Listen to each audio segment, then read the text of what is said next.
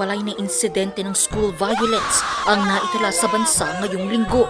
Ang mga sospek, mismong mga estudyante at ang masaklap, pawang mga menor de edad pa ang nakagawa ng krimen. Dahil dito, muling nabuksan ang isyu tungkol sa pagpapababa ng criminal liability ng 12 taong gulang imbis na 15. Kung ang mga magulang na sina Nanay Miriam at Tatay Roberto ang tatanungin. Payag ako. Kasi sa panahon ngayon parang bumabata lahat ng mga marunong ng manakit. Willing naman ako na kahit kamag-anak ko yun, na nakagawa siya ng ganun, pagbayaran niya. Sana bigyan naman yun ng panahon at pagkakataon yung aking panukala. Ni-amend na natin yung juvenile ano na yan. Kasi talagang ang dami na nasa mukha na natin At alam niyo hindi lang dito sa Pilipinas na merong ganyan. Pero ang malaking tanong, tunay nga bang walang parusa sa mga children in conflict with the law? Kung ang author ng Republic Act No. 9344 o ang Juvenile Justice and Welfare Act of 2006 na si Senator Kiko Pangilinan ang tatanungin, hindi raw totoo na hindi mapaparusahan ang batang gumawa ng krimen. Sa ilalim kasi ng batas, maaaring kunin sa pamilya ang isang bata na nakagawa ng krimen at tanggalan ng kalayaan.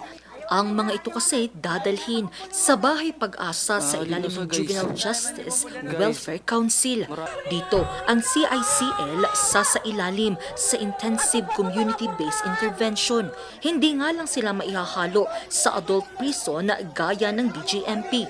Sa batas ng Juvenile Justice Law, pagka heinous crime ang kaso, ay maaaring minimum of 1 year. Of 1 year ang involuntary confinement.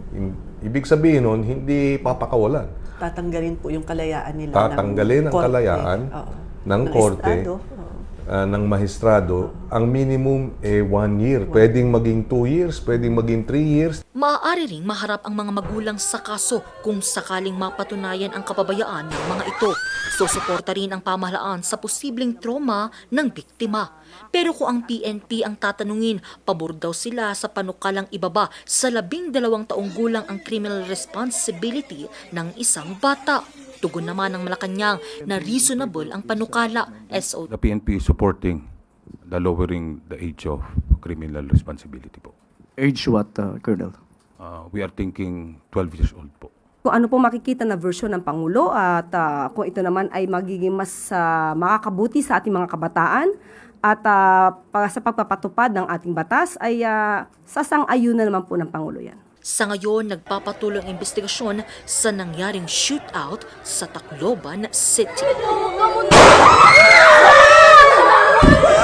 Angel Arquero para sa Nation on the Move.